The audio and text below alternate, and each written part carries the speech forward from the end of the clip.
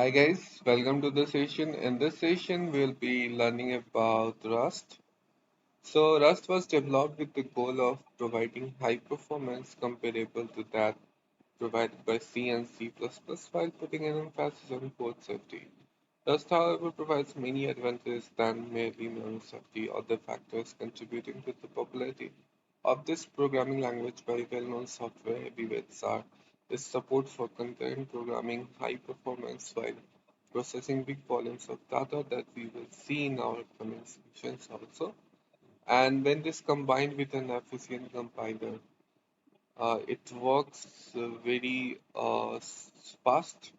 Rust is used in production by numerous businesses, including Firefox, Dropbox, Cloudflare, and many other small and major businesses.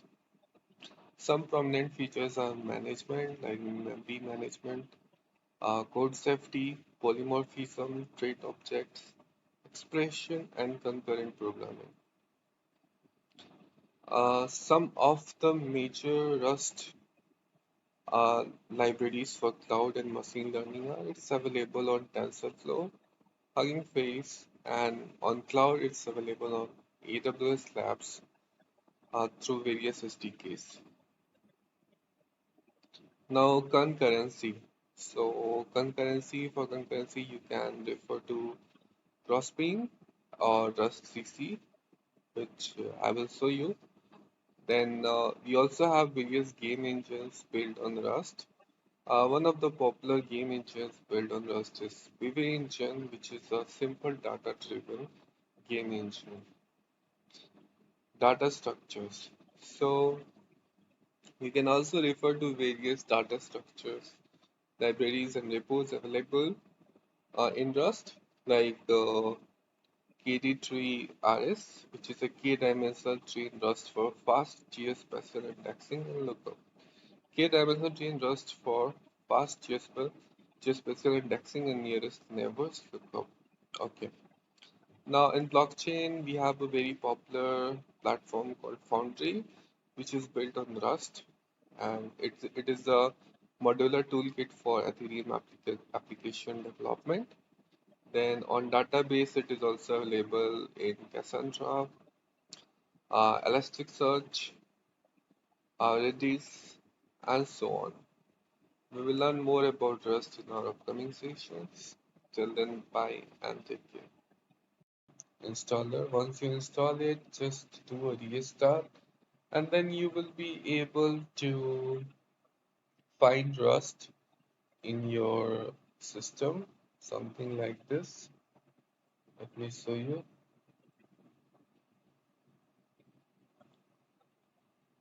So here you can initialize the cargo, which is found already. You can find the standard library, and you can also select the project template.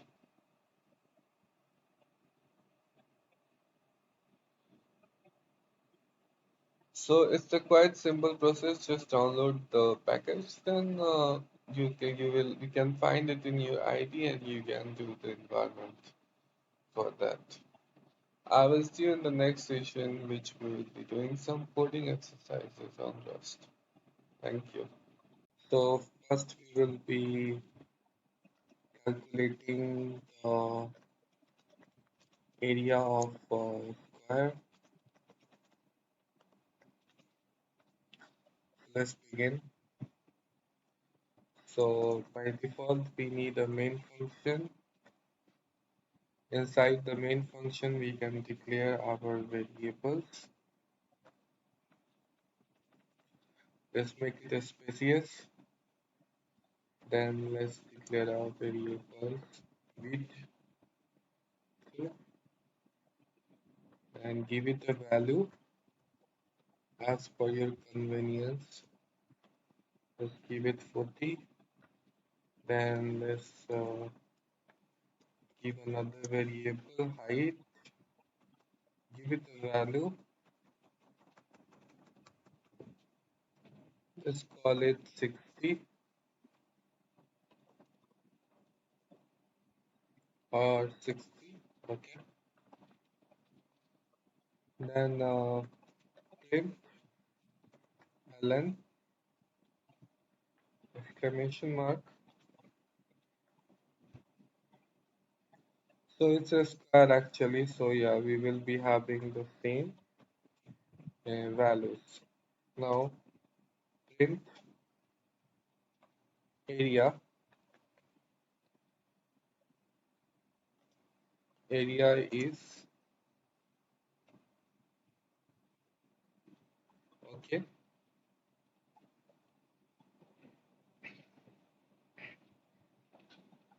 Then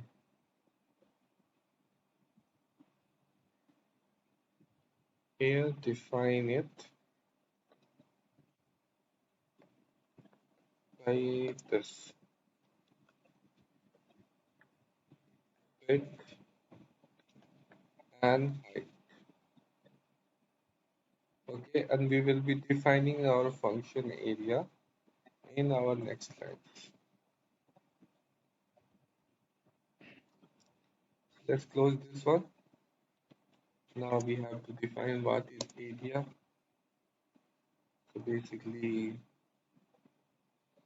our area is the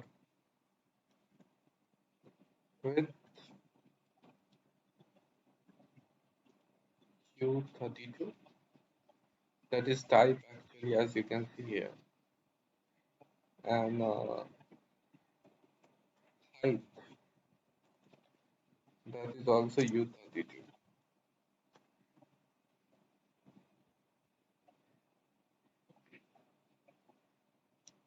So it will point out to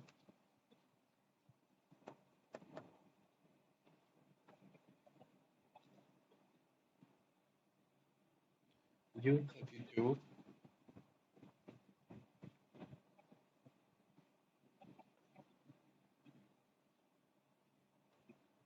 width into height.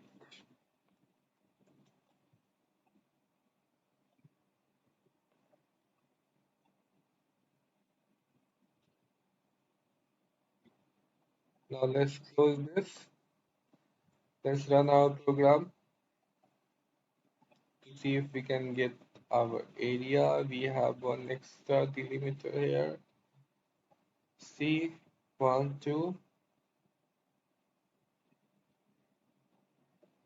3, 4. I think we need one more here.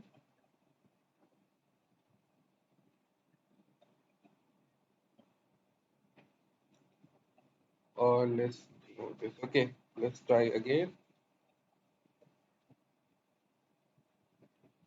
Again, we have a closing delimiter.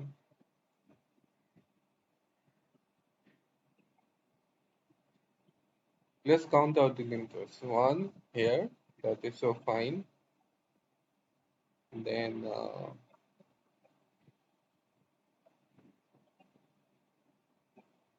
we close it here.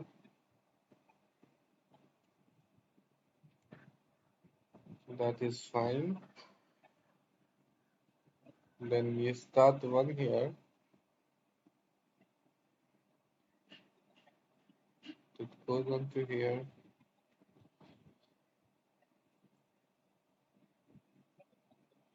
It should be working fine.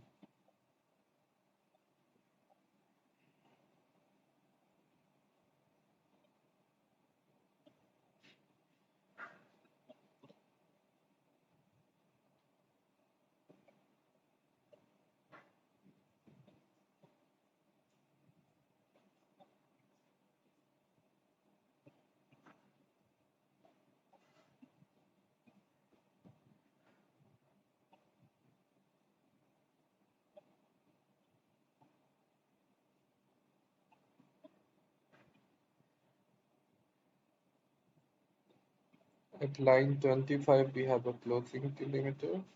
Oh yeah, here. Okay. Okay. So now we got our area that is 1600. And let's implement it in other ways. Suppose we want to implement it using a tuple. Okay, so what we do, we call a square and we assign it to a people,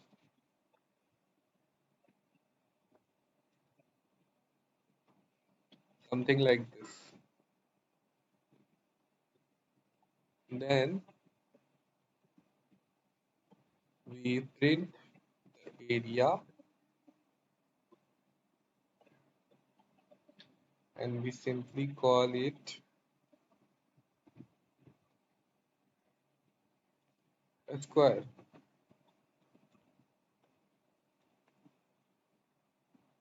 Now we declare our main function area using this.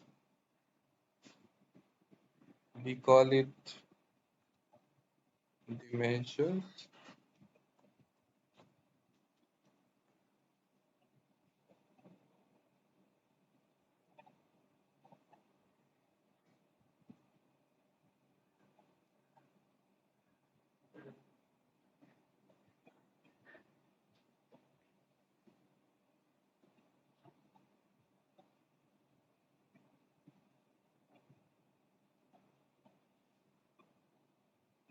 Now the output, that will be dimensions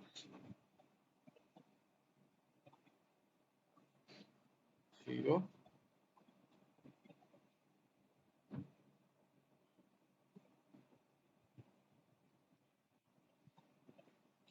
into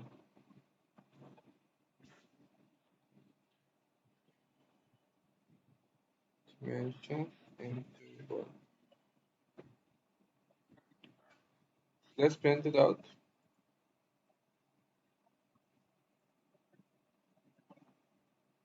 So here we have our area.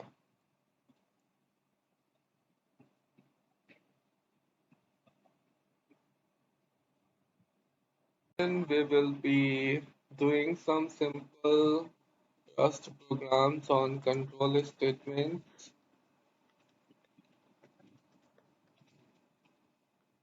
Let's begin. First, declare our main function. Then let's take a variable and give it a value called 43. Or just let's initialize it only, and then do our increment from 2 to 32. Then let's print the x value. X is equal to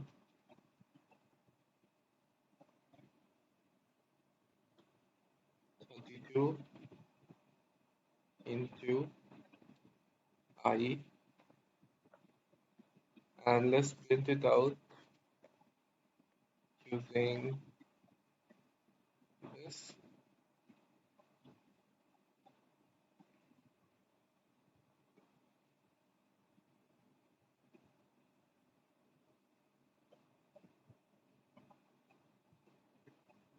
So we have to specify what we are trying to print out,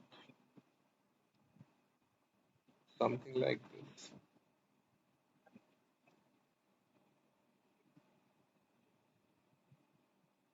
Then we want to print out I, we want to print out X.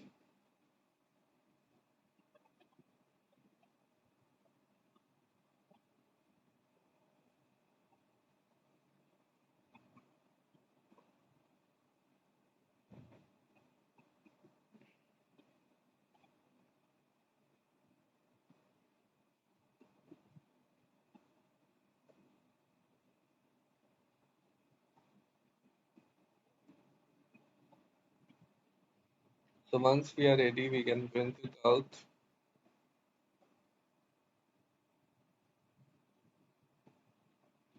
So here we have the increment of 32 from 2 to 31.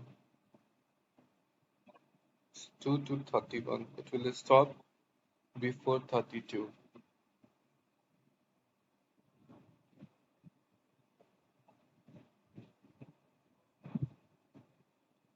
Let's see some more examples here.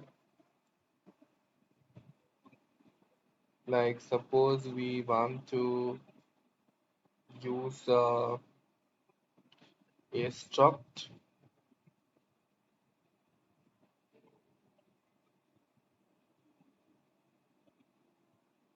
So how to create a struct in Rust? So basically to create a struct, you need to declare it as a function. Let's call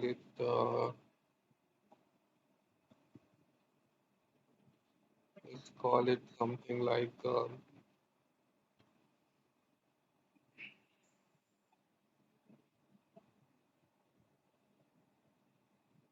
sports, and in sports we have two different values like sports name,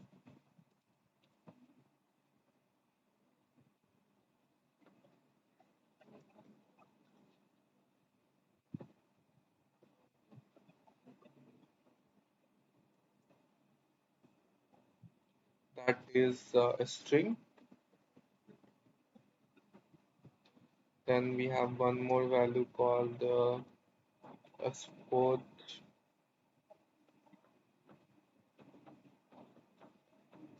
type.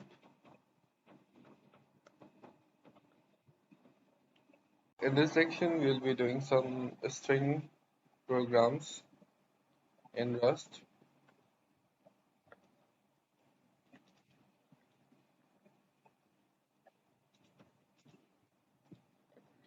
So let's get this started. So suppose we are declaring a mutable string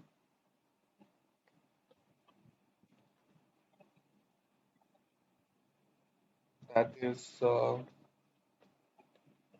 string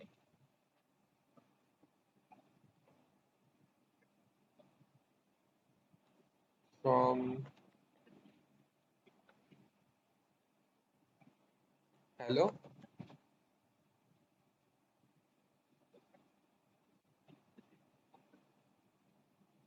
Now we want to add something to this. So what we can do is that we can use the pushString method.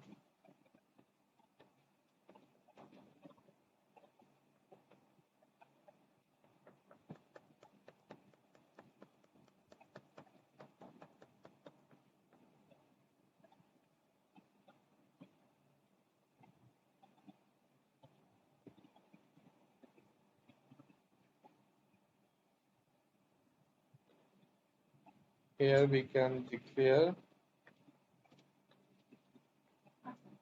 what.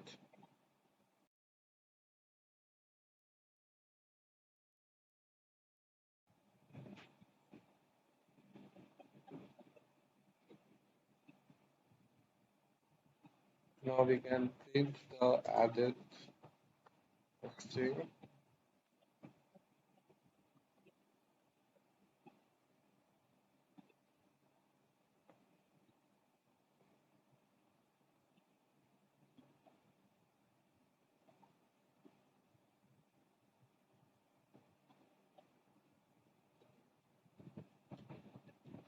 Okay, before we do that,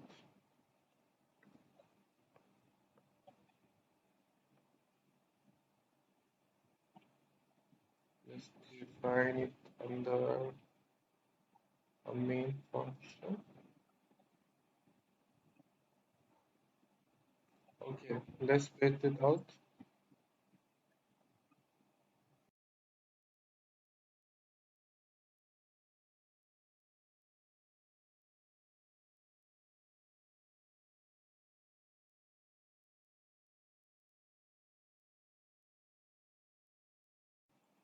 So here we have hello world.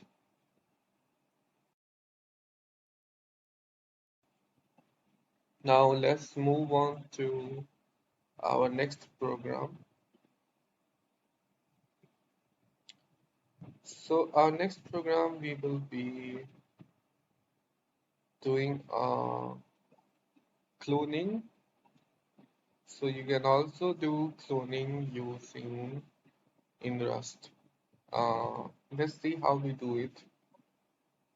So suppose we have let x1 and string from hello. Then we start another string. Let s2.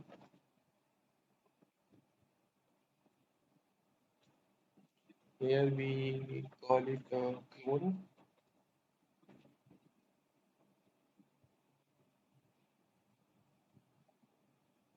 Then we can directly print it out.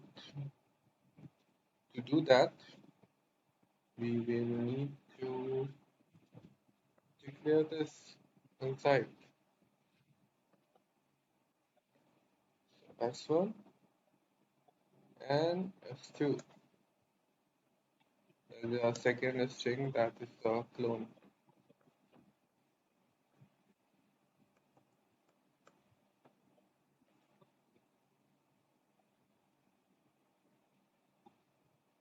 Now here we write s1, s2. Let's test it out.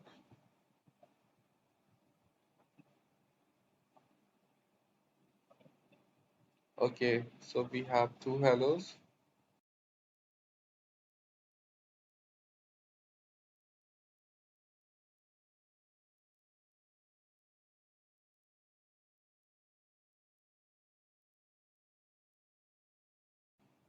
Now we will be learning about ownership and functions.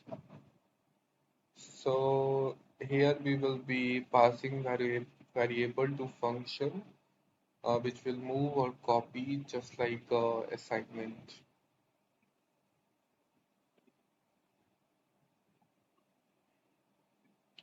So suppose we have the main function and we have let s1. So here we want to give ownership.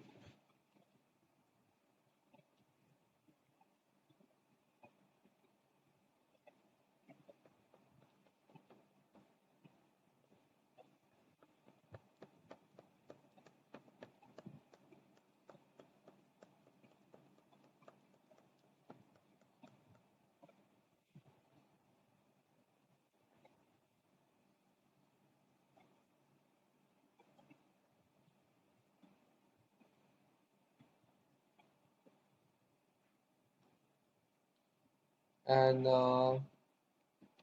let s2 a string called the hello.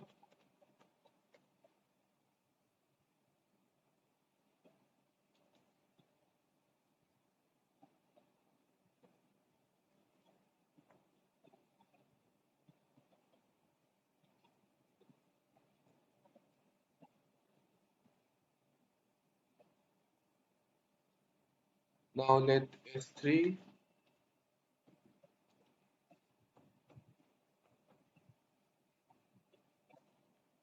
takes and gives back s2.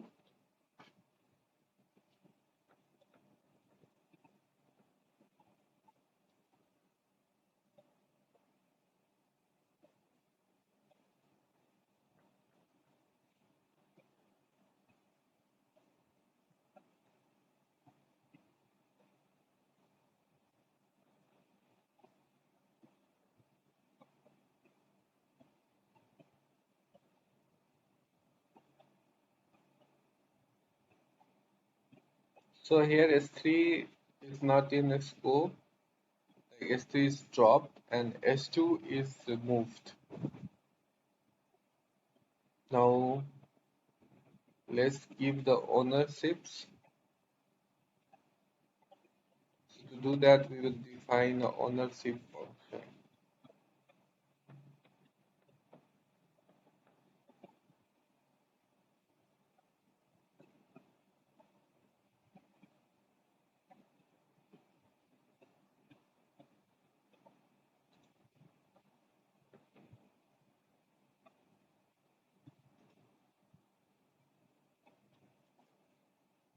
string.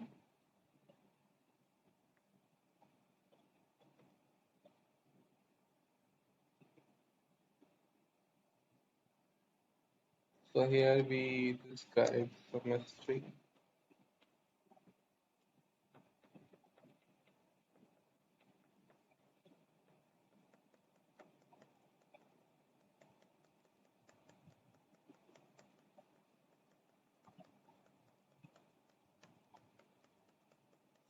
So give me a second.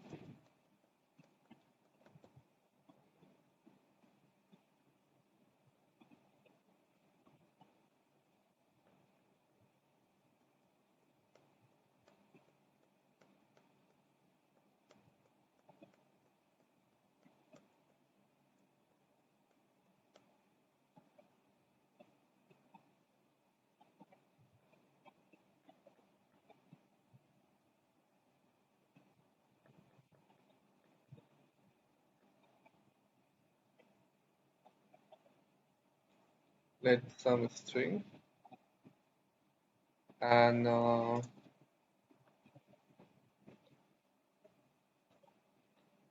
here string from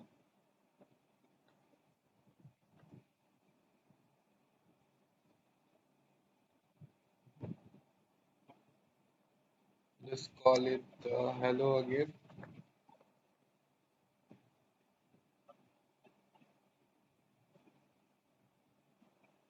Now some string.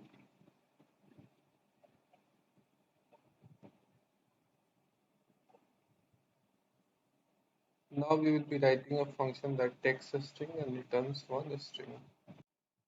So let's do that.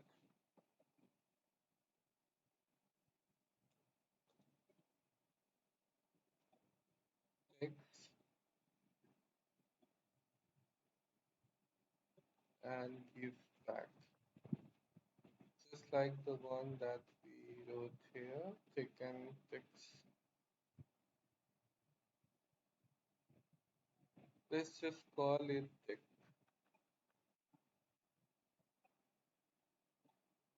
So tick and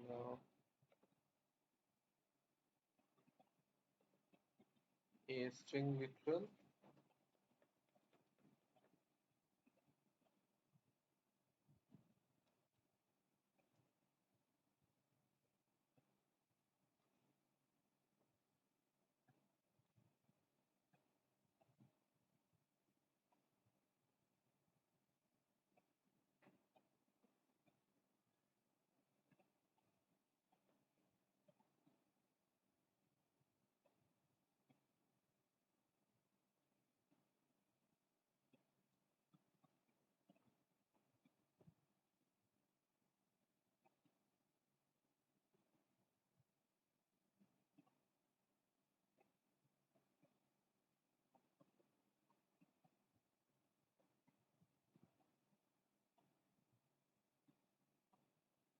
Okay, now let's test it out.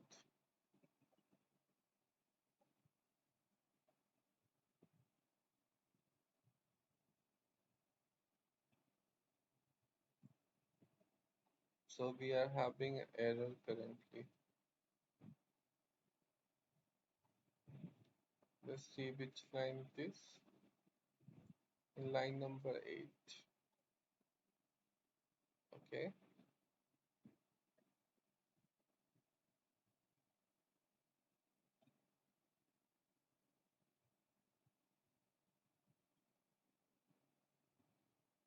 So this is line number 8.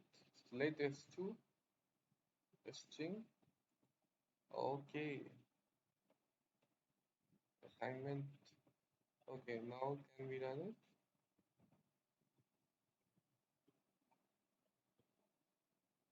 9.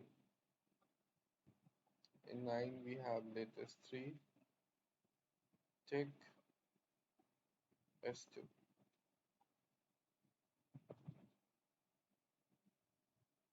Then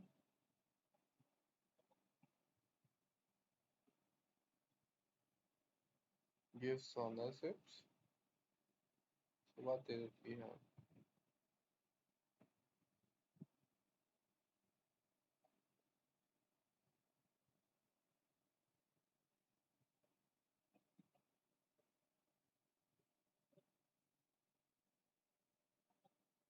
Okay, let's call it the give.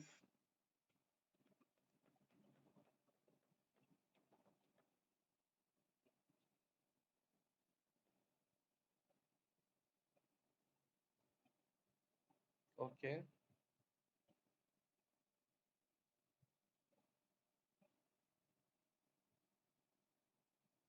and let's change this also.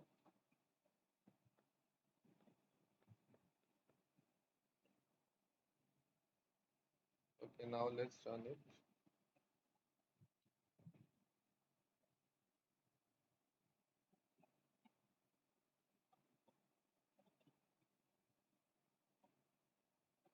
So we got some warnings, but we were able to compile it.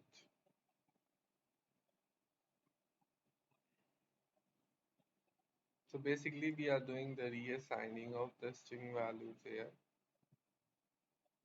Now in our upcoming sections we will learn about the references and borrowing and how that works. So to do that,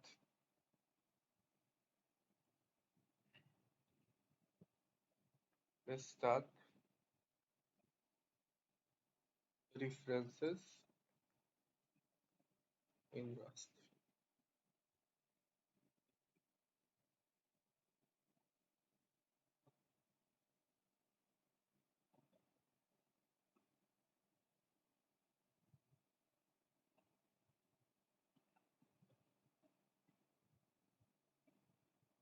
So how does references work? So basically a reference works like a pointer and it is used to address some data stored at that address. Suppose we have a main function. Inside this main function, we have some strings. So we can assign the values let s1 is equal to string from hello.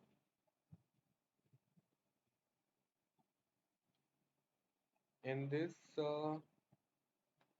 we want to calculate the length. So let len is equal to calculate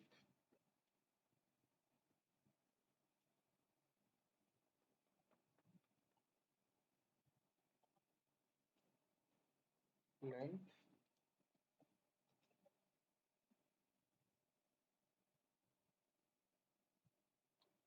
s1.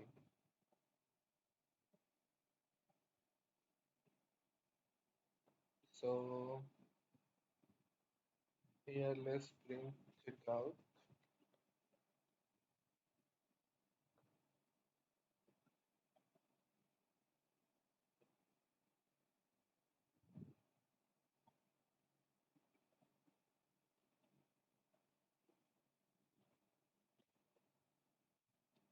The length of the string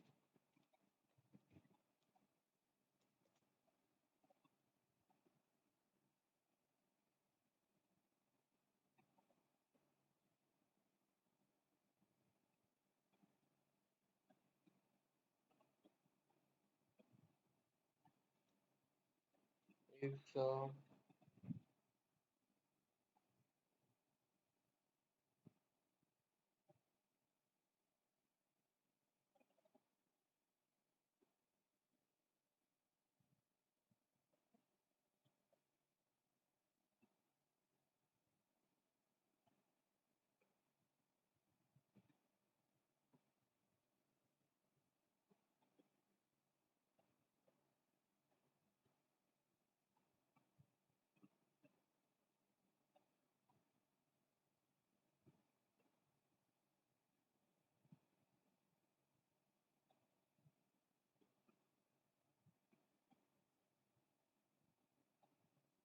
Now we need to close this. I think here.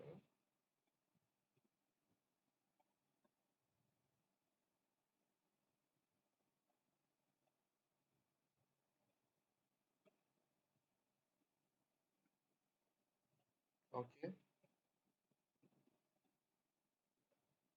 Now declare a function to calculate length.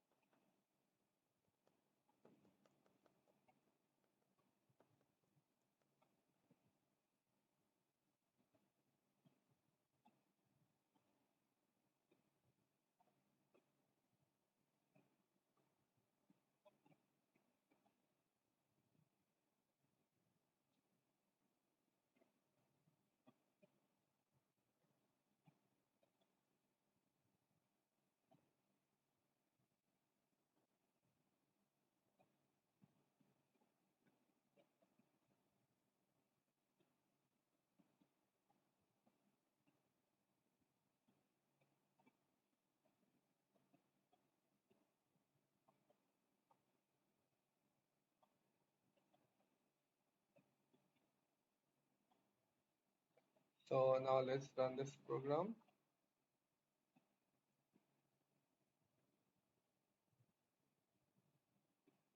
12.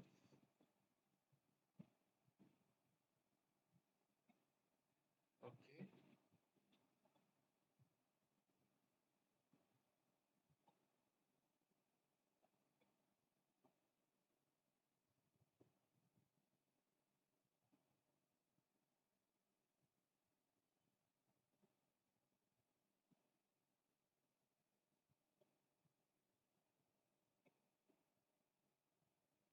So we got the length of our string. So that's how references and borrowing work.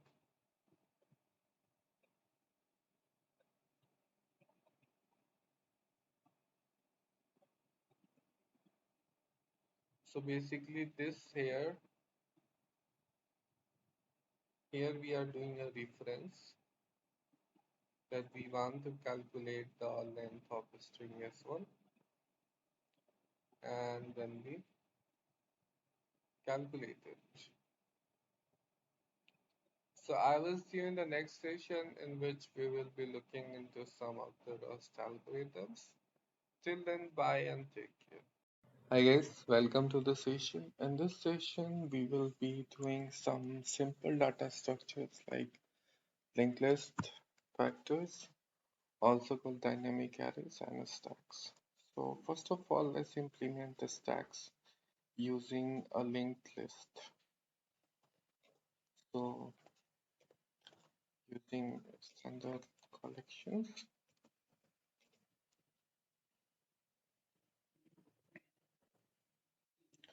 So linked list is available in the standard collections, and if you want to use it, you can simply import it from here.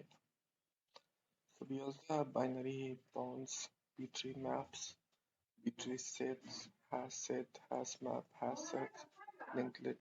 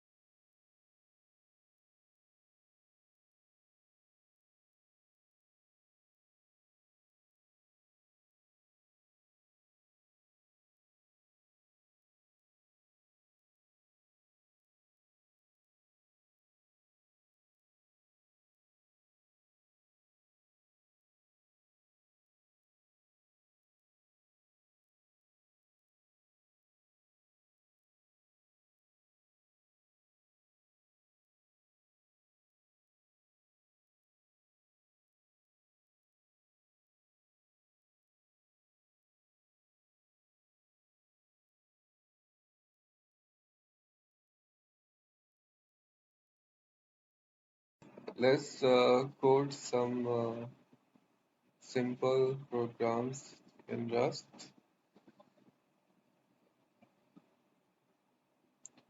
Like in this program, we will be using HashMap, and in our coming programs, we'll be using generic functions. So let's begin with HashMap program first.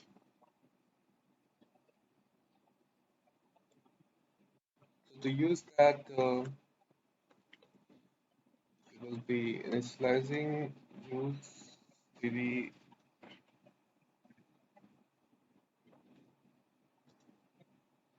and from the collections, we will call the HashMap.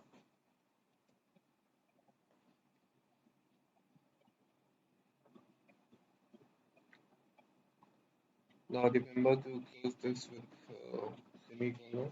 Then we will be creating a struct,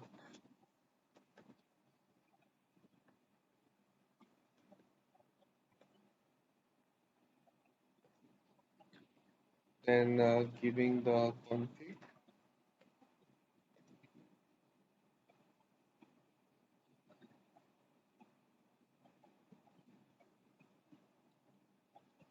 src,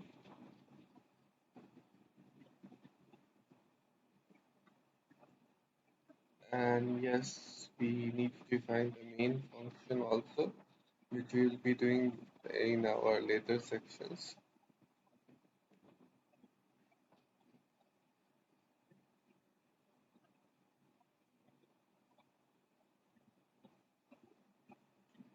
Now we will be using references to allocate some values here, like post name.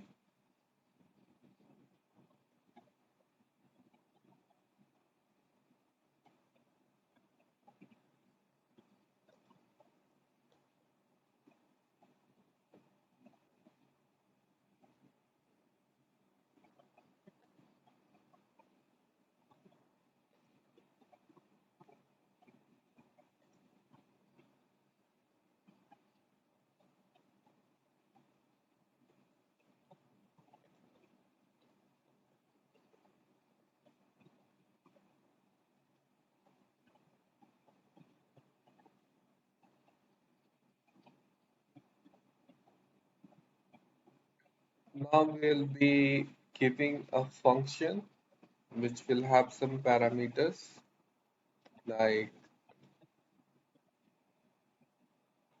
suppose we want to parse the configuration.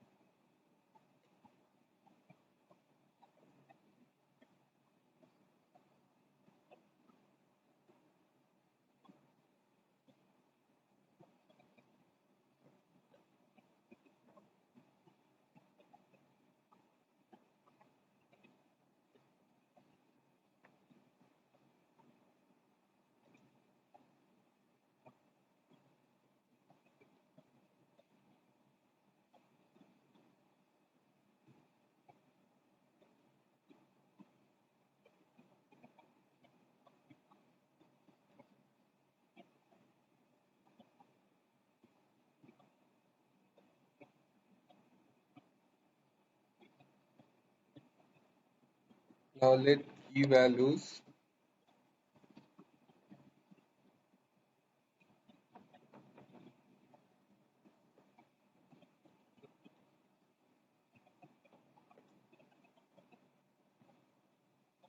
and let's call our hash map from the collections.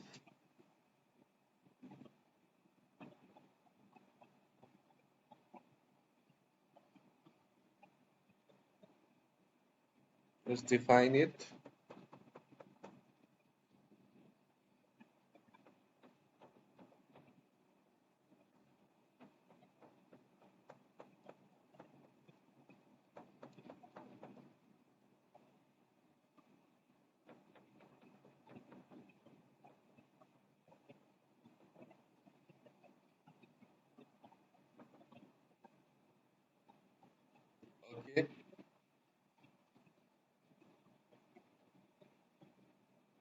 Now make it equal to config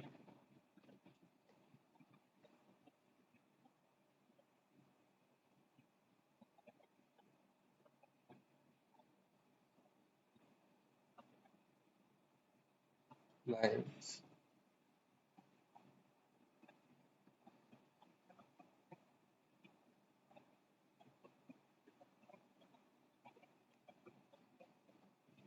Filter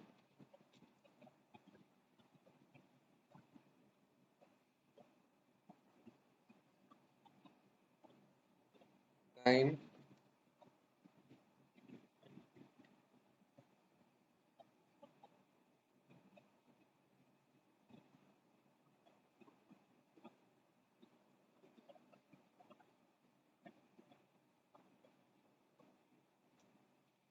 time starts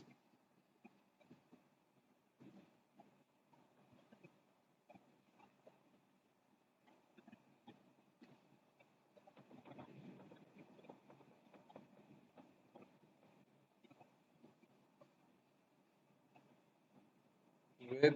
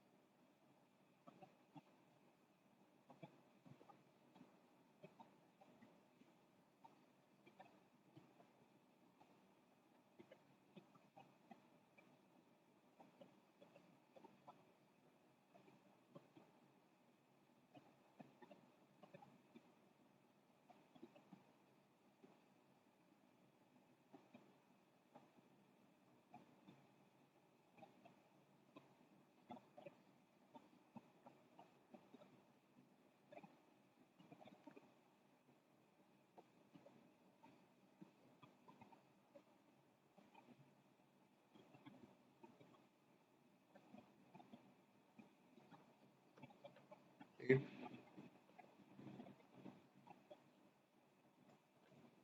once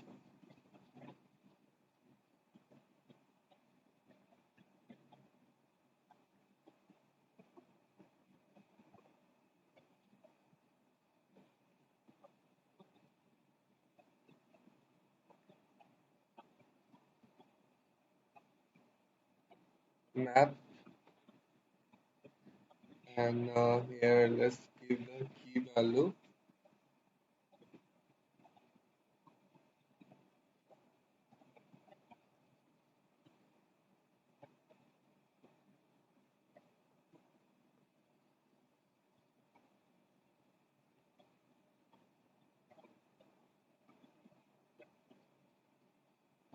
and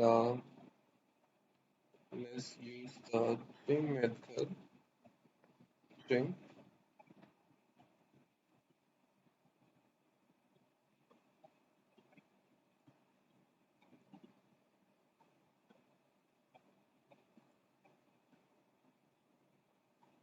collect.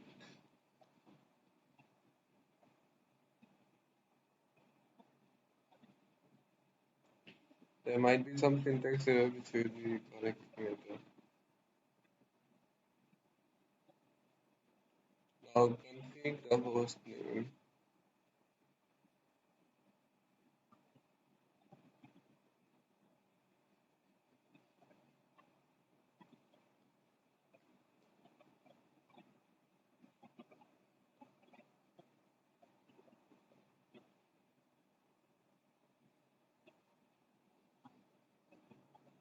key values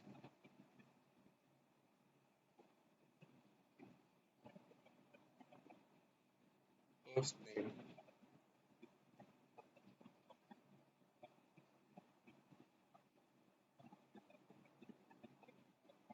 username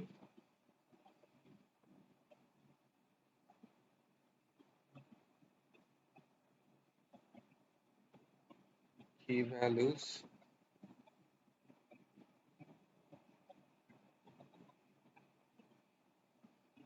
username.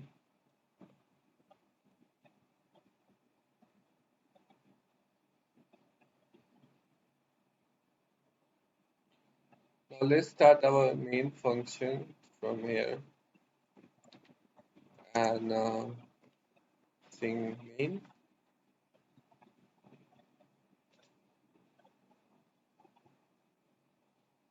Let uh,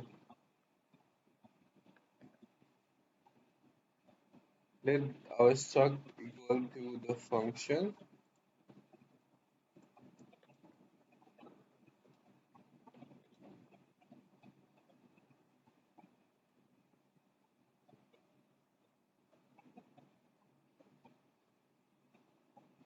Ready, we assign the config struct to the parse config, and we give our hostname and username, and then we print it the details. Section we will be looking into, I guess in this section we will be looking into bubble sort. So bubble sort is the simplest algorithm that is used to swap the nearest element in order.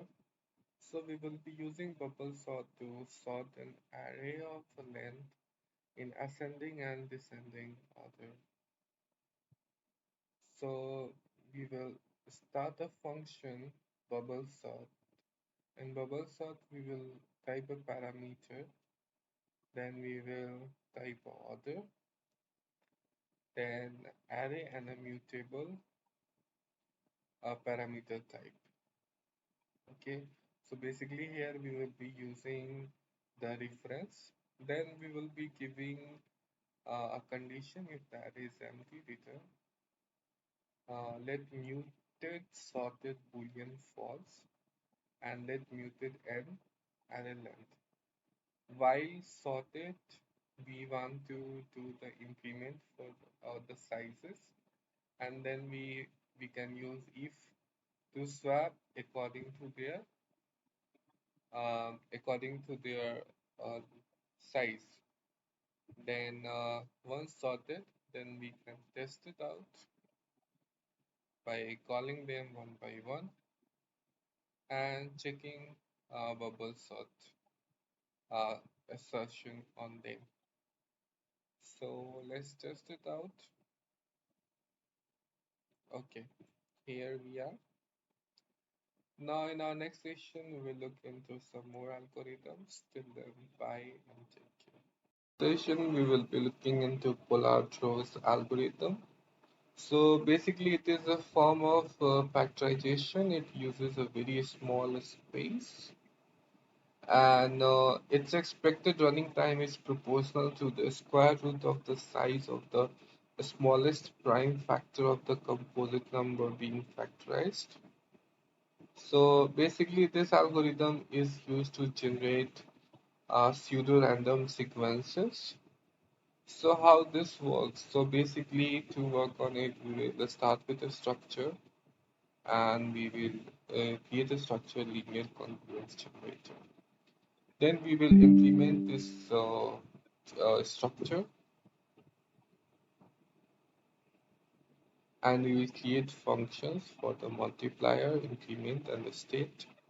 Then the next get 64 bits. Then we will create one more function, GCT, for more entries for the mutable integers.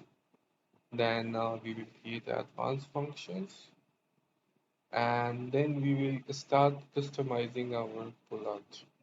So the iterations, before check the iterations cutoff. Then we will be using Prince methods for finding cycle, which is generally faster because we will not use advanced function as often as for Floyd's method. We also wait to do a few iterations before calculating the GCD because it is an expensive function. We will correct for overshooting later. This function may return either one number or a proper divisor of number. Then we declare all the mutable values. Then while the current GCD, we start iterating it and we declare the maximum iterations. Then we will check for the primes and uh, if we are using this function and check for prime is false, it will create a infinite loop. So we will be using RNG's internal state, which is represented as seed. It is advisable but not mandatory to use the same seed value in subsequent calls to this function for better optimization. Then we will start the get one factor.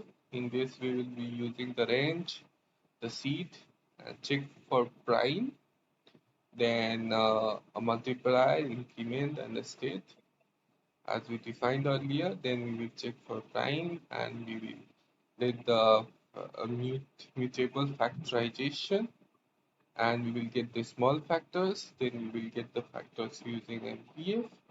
Then we will do the polar true factorize and we will be creating a new scope to keep the outer scope clean here and then we can test our results here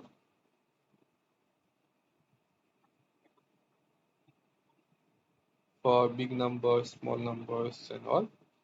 So it's a quite interesting algorithm. So if the sequences were to behave like random numbers, the body paradox implies that the number of xk before a repetition occurs would be expected to be O under root n, where n is the number of possible values. So you can look into it more in our upcoming sessions and in our upcoming courses. Till then, bye and take care. We will be looking into Dijkstra algorithms using binary heap, HashMap, and priority queue. So first of all, we will be starting our main function and we will be declaring the vertices. Then we will create a map function from vertices to the adjacent vertices, including the cost. Then calling the Dijkstra, we will start with a reference allocation and create adjacency list keys. Then in our function Dijkstra, we will start the adjacency list priority queue and we will fill the binary heap vertices with the smallest distances that go first. Then we visit the vertices with the smallest distance first.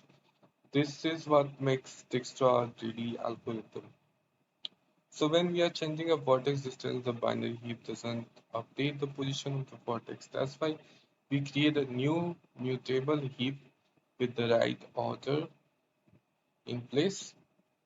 Then we will create a structure vertex and we will implement the two vertex uh, to a function to get the distance and then we will be printing out the results here.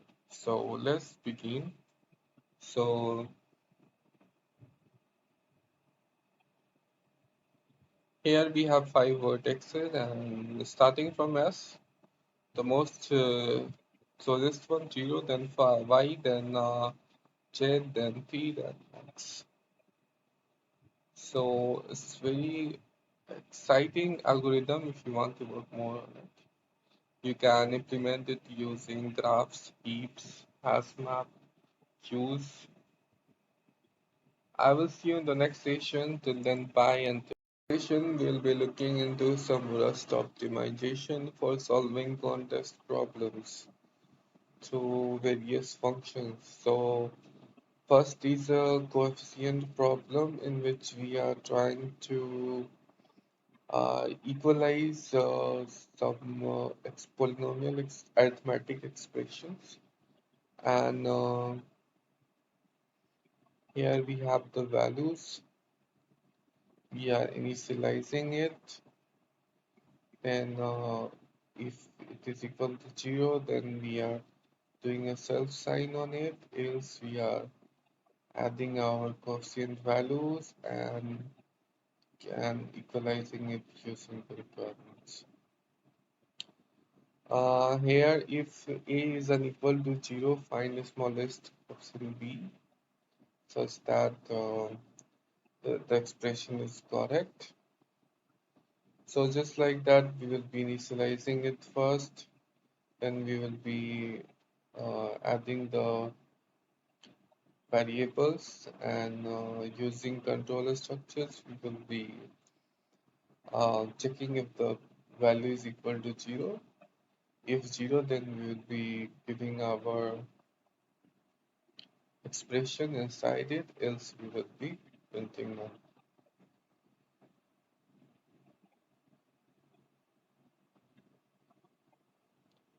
So here we are trying to find a prime number. So basically we'll be defining a prime function, then on constant basis we'll be giving the values and we will assert that it is over 0, and by doing the simple comparison we will be able to find if it's a prime or not. Then we can also use polar draw, which is basically a factorization algorithm. So if it's working, then fine, else there is no divisor for that number.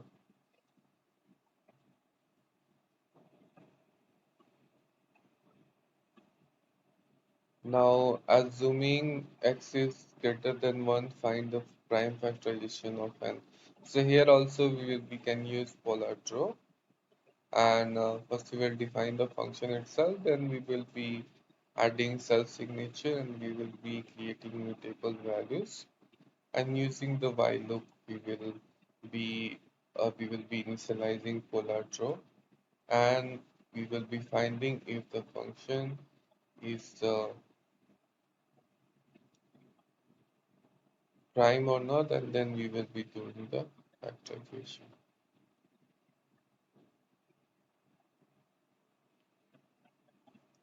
So I will see you in the next session. Till then, bye and take care. In our upcoming course, we will be learning machine learning and Rust. So stay tuned.